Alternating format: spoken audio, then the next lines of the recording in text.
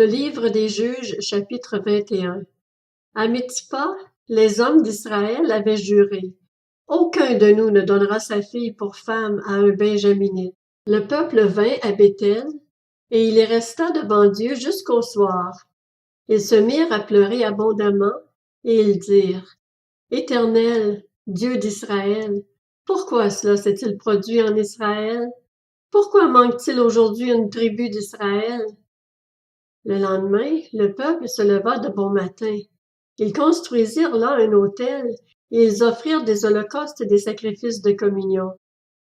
Les Israélites dirent: dans toutes les tribus d'Israël, qui n'est pas monté à l'assemblée devant l'Éternel?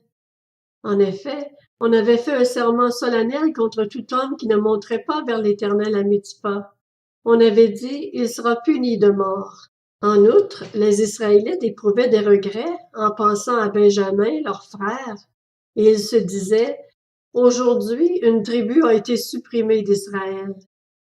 Que faire pour procurer des femmes aux survivants, puisque nous avons juré par l'Éternel de ne pas leur donner nos filles en mariage? Ils dirent donc: y a-t-il quelqu'un dans les tribus d'Israël qui ne soit pas monté vers l'Éternel à Mitzpa? Il se trouva que personne de Jabès en Galaad n'était venu au camp à l'assemblée.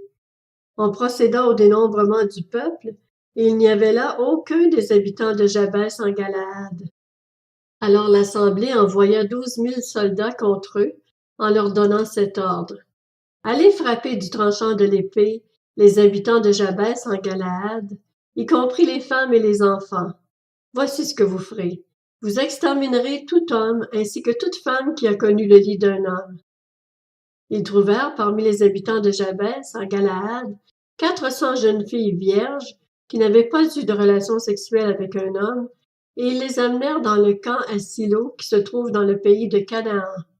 Toute l'assemblée envoya des messagers parler aux Benjaminites restés au rocher de Rimon et leur annoncer la paix. À ce moment-là, les Benjaminites revinrent et on leur donna les femmes de Jabès en Galaad, à qui l'on avait laissé la vie. Mais il n'y en avait pas assez pour tous. Le peuple éprouvait des regrets en pensant à Benjamin, car l'Éternel avait créé un vide parmi les tribus d'Israël. Les anciens de l'assemblée dirent: que faire pour procurer des femmes à ceux qui restent, puisque les femmes de Benjamin ont été exterminées? Ils ajoutèrent: il faut que les rescapés de Benjamin conservent leur héritage. Il ne faut pas qu'une tribu soit effacée d'Israël. Mais nous ne pouvons pas leur donner nos filles en mariage, car nous, les Israélites, nous avons juré: maudit soit celui qui donnera une femme à un Benjaminite.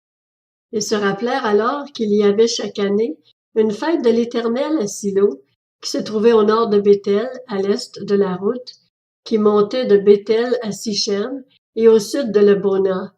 Alors ils donnèrent cet ordre aux Benjaminites: allez vous placer en embuscade dans les vignes.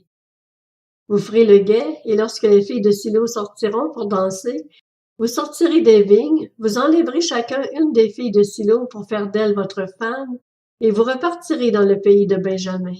Si leur père ou leurs frères viennent se plaindre auprès de nous, nous leur dirons: accordez-les-nous, car nous n'avons pas pris une femme pour chacun dans la guerre. Ce n'est pas vous qui les leur avez donnés. Dans ce cas-là, vous seriez coupables. C'est ce que firent les Benjaminites. Ils prirent le nombre de femmes nécessaires parmi les danseuses qu'ils enlevèrent, puis ils partirent et retournèrent dans leur héritage. Ils reconstruisirent leur ville et y habitèrent. À ce moment-là, les Israélites repartirent de là, chacun dans sa tribu et dans son clan. Ils retournèrent chacun dans son héritage. À cette époque-là, il n'y avait pas de roi en Israël. Chacun faisait ce qui lui semblait bon.